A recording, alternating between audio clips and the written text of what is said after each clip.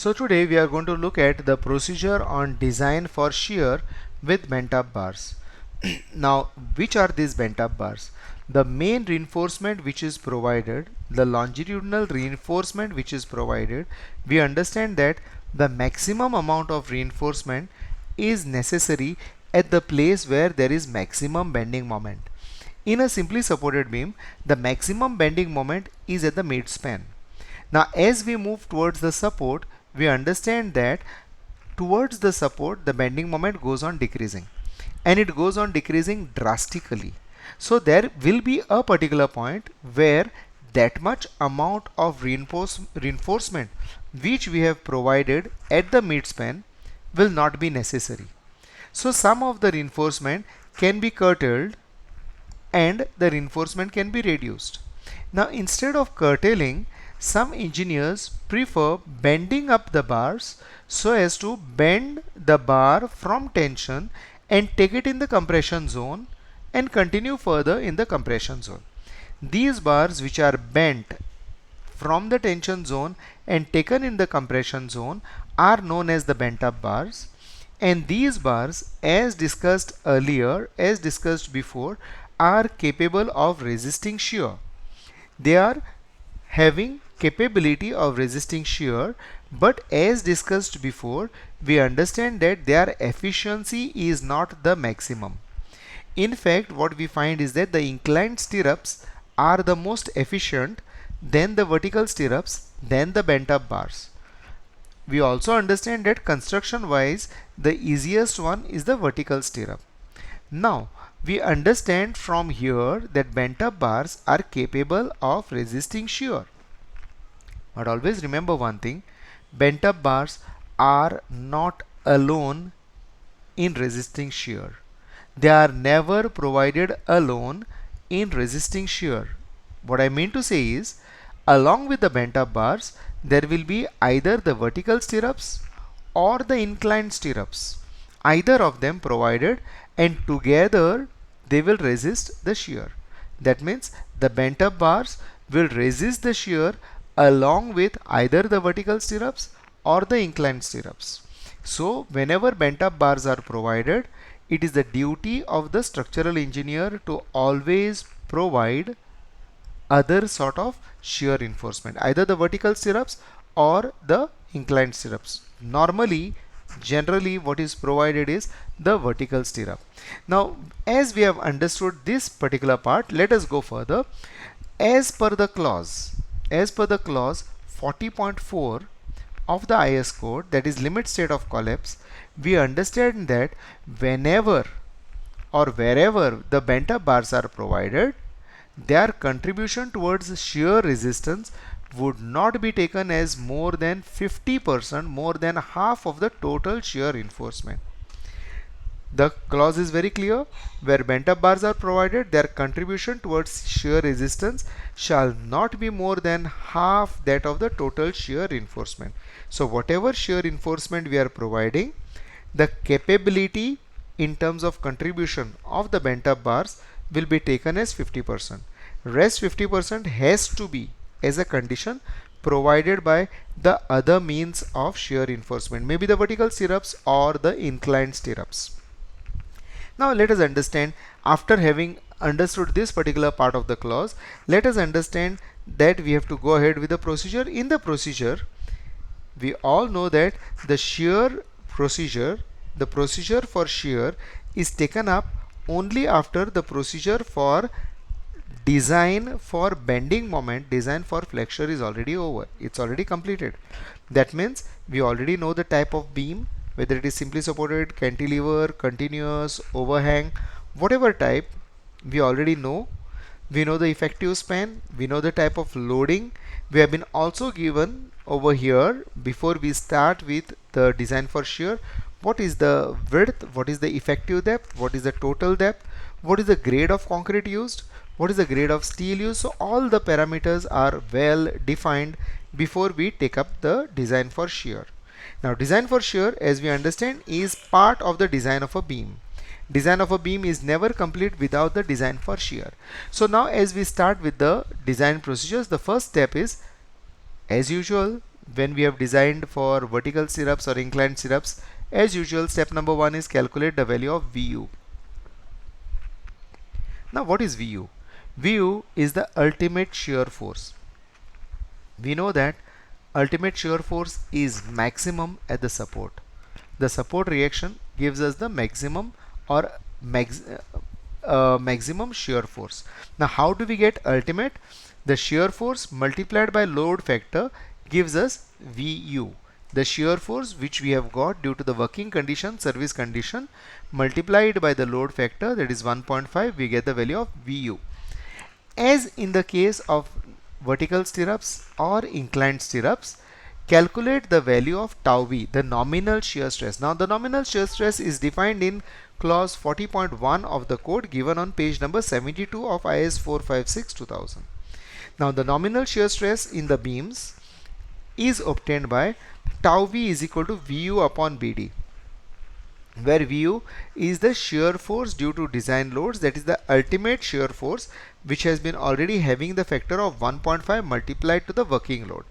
So working shear force, maximum shear force multiplied by 1.5, what we have got is VU, and this is B into D, not B suffix D, B into D.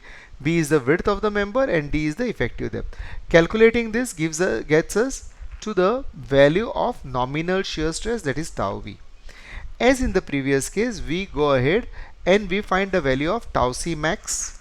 Tau c max is the maximum shear force the concrete can take, after which it would crush. Even if we have to provide maximum amount of shear reinforcement, whatever reinforcement we provide, the concrete will not be able to take the shear and it will crush. So maximum shear stress which the concrete can take is tau c max. So the tau c max is directly dependent on the grade of concrete. So for M20 concrete, tau c max is 2.8, so M30 it is 3.5, and so on. Having got the value of tau c max, the next step is compare tau c max and the nominal shear stress. If tau c max, the maximum shear stress the concrete can take before crushing, if that is less than tau v, we cannot do anything, we need to redesign the section. Now when I say redesign the section, it means either change the grade of concrete. When I say change, improve the grade of concrete. From M20 you can change it to M25 and so on. Or we can increase the width of the member, or we can increase the depth of the member. By increasing the width of the member or increasing the depth of the member, the nominal shear stress would be reduced. By changing the grade of the concrete, the tau c max would be improved. So by using any of these parameters, the section can be redesigned and we can proceed further. Now when we are proceeding further, let us understand that tau c max, whenever tau c max is greater than tau v, that means the nominal shear stress is less than the maximum shear stress the beam can take with whatever amount of shear reinforcement. At that time we find the value of tau c. This tau c is the inherent capability, inherent capacity of the beam to take shear, to resist shear. Now this is dependent on how much steel is provided in tension, the main steel provided in tension, and the grade of concrete. So that has been tabulated in the table number 19 on page number 73 of the code. Page number 73 of the code, table number 19. On the left hand side we have 100 AS upon BD, wherein AS is the amount of steel continuing at least one effective depth length from the section considered. So based on which we get the percentage of steel in the section at that particular point. And on the right hand side there is grade of concrete. So suppose the value of the percentage is 1.1, then 1.1 would be somewhere in between 1 and 1.25 over here. And suppose the value of grade of concrete is M30, then what we need to do is, for 1.1 we have to go over here. So in between 0.66 and 0.71 we need to interpolate, considering that it is a straight line behavior. Interpolate and get the value for 1.1. So that will be the value of tau c. That will be the value of the inherent capability of the beam to resist shear due to the grade of concrete and the amount of steel provided, amount of tension steel, flexural steel provided in the beam at that particular section continuing for one effective depth from that point. Now, after getting the value of tau c, compare tau c and tau v.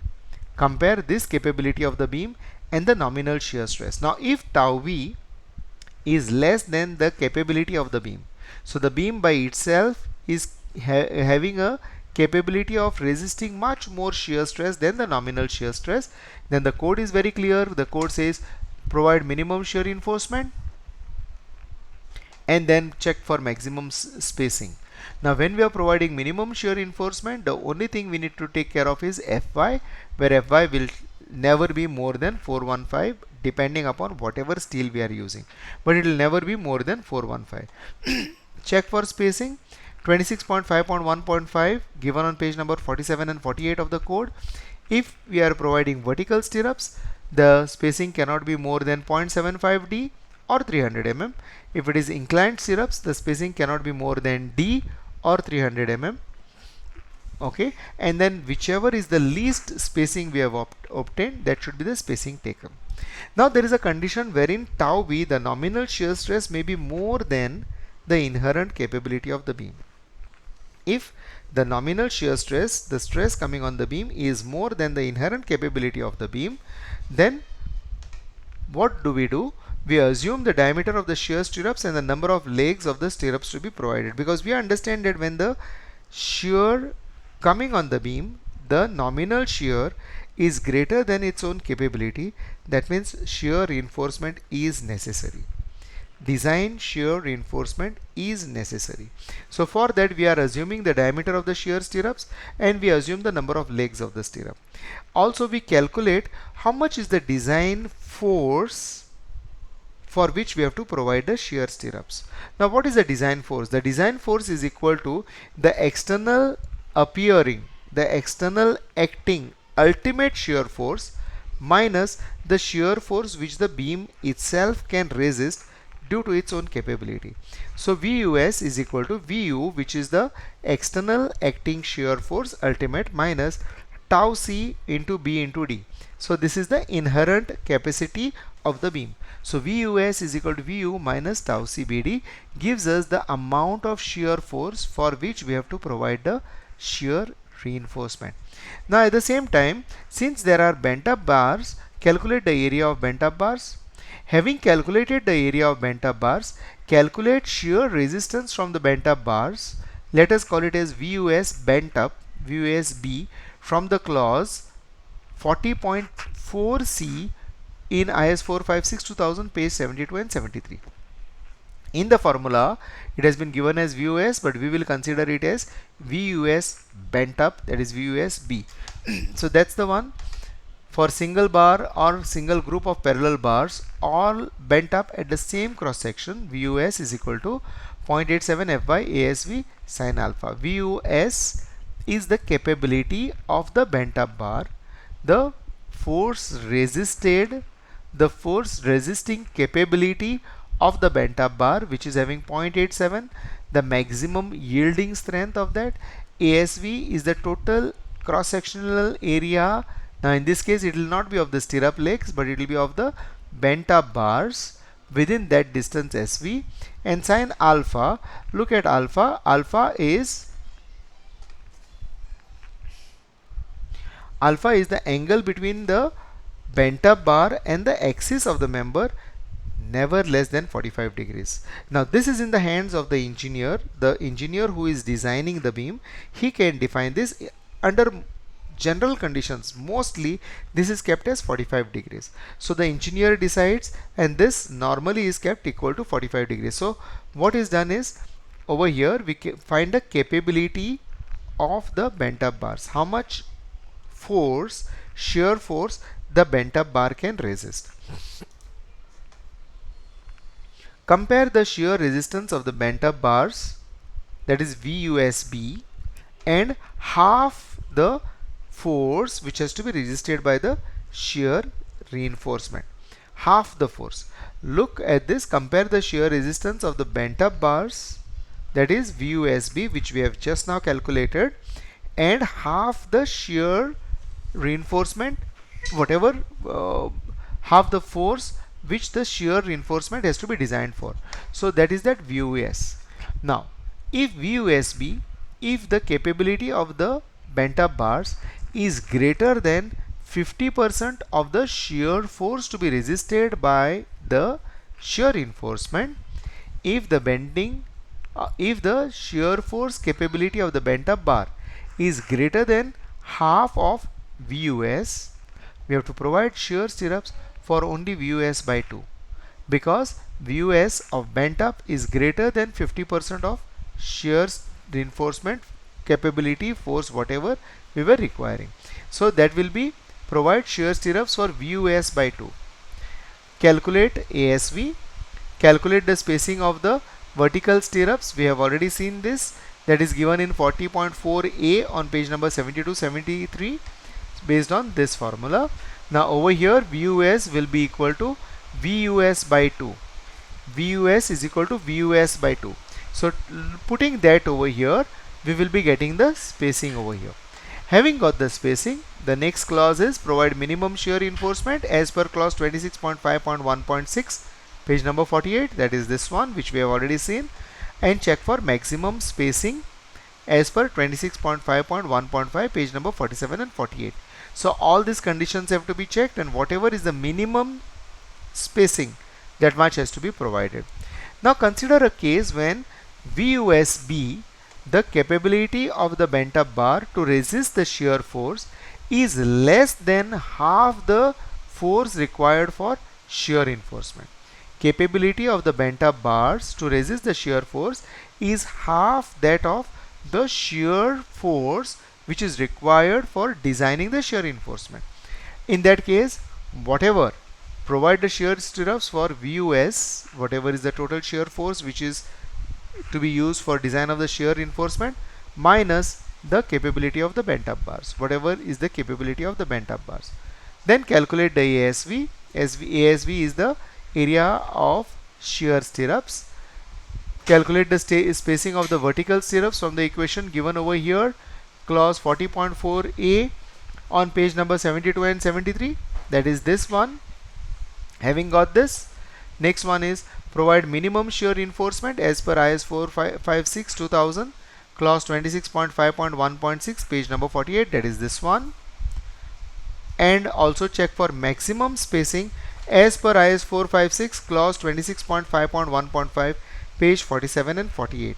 Whatever is the minimum spacing we are getting from here, that is the prescribed spacing for the bent up bars, sorry, for the shear stirrups. So notice one thing, in this particular beam there is bent up bar also, any number of bent up bars, so bent up bar is also there, and apart from the bent up bars there are either vertical stirrups or inclined stirrups which have to be provided. That is the design procedure for shear with bent up bars.